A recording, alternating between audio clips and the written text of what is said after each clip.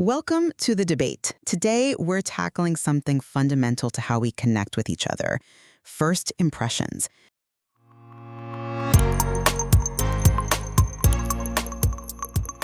The research we're looking at shows these quick judgments are really powerful. They can open doors or, well, close them in work, school, even friendships. Exactly. And the core issue, the real tension we want to explore, is this. We know these impressions form incredibly fast, sometimes in just seconds, and they tend to stick because of something called the primacy effect. Right. So the question is, does that speed, that permanence, basically undermine our attempts to consciously control the impression we make? Practicing how we stand, what we say. And that's where we differ slightly. I'll be arguing that because the stakes are so high, learning and mastering the specific things you can control, your preparation, your delivery, is not only necessary, but actually a very effective skill. It helps maximize those positive outcomes. And I'll be taking the position that we need to be, well, maybe a bit more realistic about the limits here. The research itself highlights how automatic this judgment process is. It suggests that our conscious efforts, like planning an outfit or rehearsing an opening line, often just aren't enough to override those deeper, faster, unconscious signals our brains pick up on. Okay, well, let's get into my position first then. The reality is, the potential benefit of a good first impression is just too significant to ignore preparation. The material we're drawing from explicitly says making a good first impression is a skill you can learn and improve. So it's not just luck, it's something actionable. Therefore, I think we really must focus on the tangible things, the components we can actually manage, like nonverbal communication, body language, standing straight, showing confidence, that sort of thing. Also, our voice and speech, speaking clearly, at a moderate pace, not too loud, not too soft, and of course, preparation, doing your research, planning what to wear, even knowing how long it takes to get there. The research notes that this first impression will color how they interpret everything else. So intentionally controlling these elements seems like the most practical way to open doors. Okay, I see the practical appeal, but the problem I have is that you're focusing on the desire for success, maybe more than the actual mechanism of how that judgment happens. The research states the judgment occurs in as little as, 7 seconds? Sometimes up to 30, but still incredibly fast. Right, very fast. That kind of speed, well, it makes the process largely automatic, doesn't it? It's not a reasoned, logical decision. And let's be really clear about this primacy effect. It means the first piece of information someone gets about you acts like a kind of psychological anchor. It carries much more weight than information that comes later. So if you send a negative signal right at the start, it's described as being very difficult to change. So think about it. If an interviewer, say, forms their basic opinion in those first few seconds when you walk in the room, how truly effective is all that meticulous preparation you did beforehand?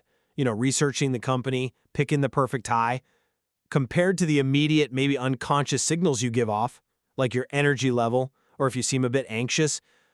The material itself says the brain is designed to make quick judgments.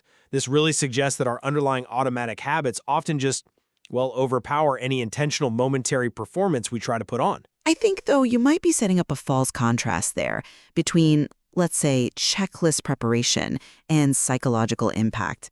My point is that controlling the specific components is how you manage the immediate psychological impact. We're not talking about being fake. We're talking about intentional communication. Okay, controlling your appearance, making sure you have a genuine, warm facial expression, regulating your tone of voice. These are direct, actionable steps. These are the signals, the speed you talk, the firmness of your handshake, whether you make eye contact, that the brain processes instantly. So it's about improving the quality of that immediate data the other person receives. If quick judgments are based on signals, then controlling the signals is the way forward, surely. I understand they're listed as components, but I question how easily controllable they truly are, especially under the pressure of that 7-second window. The research also warns against mistakes like seeming fake or dishonest. If the judgment is that fast, isn't it more likely that the immediate, perhaps unconscious vibe you give off, maybe you seem shy or a bit uncertain, or even accidentally aggressive because your voice is too loud or your posture feels forced, isn't that the real driving force? That immediate automatic signal could easily just overwhelm the details you plan, like your clothes. The brain is instinctively looking for trustworthiness, I think, not necessarily a perfect performance checklist. But look at the negative examples. The fact that obviously poor hygiene or just being late creates an immediately negative and often strong impression. That proves my point entirely. It shows that deliberate, controllable actions or failures to act are the primary drivers in those vital first moments. Preparation in this sense is fundamentally about risk management. If I choose to be on time and I choose to present myself professionally, I have directly managed the likely outcome of those first crucial seconds. We're minimizing the chance of a really bad start. Okay, risk management. But that focus on avoiding failure leads us straight back to the difficulty of overcoming the primacy effect. You call preparation risk management? Fine. But what happens if, despite your efforts, a negative impression is formed? The research says fixing it requires much harder work and consistent effort over a longer period. The very need for all that heavy lifting later on seems to prove that the initial automatic judgment was the dominant lasting factor. If the initial preparation was truly that powerful on its own, why would you need such an intensive reputation repair strategy afterwards? Well, you're right. The effort to fix a bad impression is significant. I don't dispute that. But the source material explicitly says recovery is possible. It mentions things like consistency, seeking positive interactions, offering sincere apologies, if needed, like if you were late. This shows the initial impression isn't an absolute unbreachable wall, it's just a very difficult obstacle. So our preparation strategy is designed precisely to avoid needing to climb that obstacle. Why accept the challenge of swimming upstream for months when a few hours of careful preparation could put you on solid ground right from the start? It's about maximizing your immediate opportunity. But hang on, acknowledging a mistake and maybe being consistently positive afterwards, that's a strategy for long-term behavioral change, isn't it? It's not really proof that the initial momentary preparation was effective in the first place. The fact that you need apologies and sustained, consistent effort, that just confirms how incredibly powerful and difficult to shift that rapid automatic judgment really was.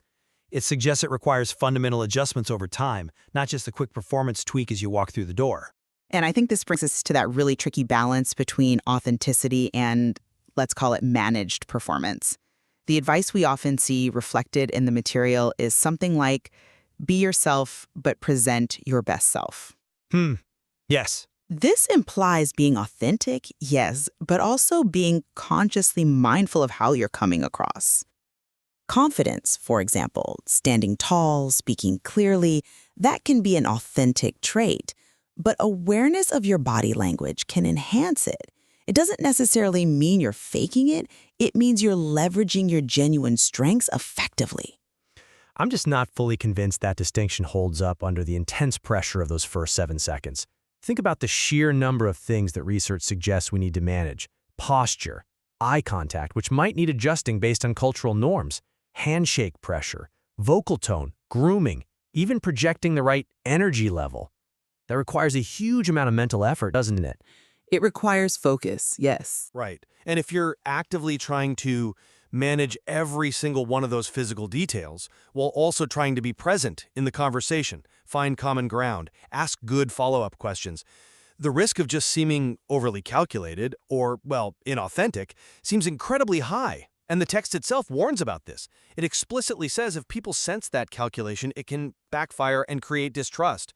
That automatic judgment system we have seems keenly tuned to spot those little cracks in a performance, maybe prioritizing perceived authenticity over demonstrated competence right in that initial moment. Okay, so our discussion really does highlight a key tension, I think. While the rapid nature and the stickiness of first impressions are definitely significant challenges, things we have to respect, I still maintain that intentional preparation, focusing on appearance, professional behavior, like being on time and putting your phone away, actively listening, this remains the most valuable, actionable skill set we have. By controlling what we can control, we proactively reduce risk and maximize opportunities, whether that's at work, school, or just socially. And I'd agree preparation is practical, yes, but I think the debate has shown that the sheer power of the primacy effect, combined with the incredible speed of that initial judgment, those 7 seconds, strongly suggests that focusing too heavily on just the conscious outward performance might risk neglecting the deep-seated automatic nature of how we perceive others.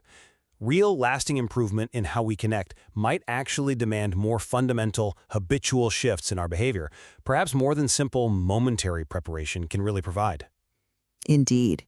And perhaps understanding first impressions truly requires appreciating both sides, their automatic, almost instinctive nature, and the practical steps we can and perhaps should take.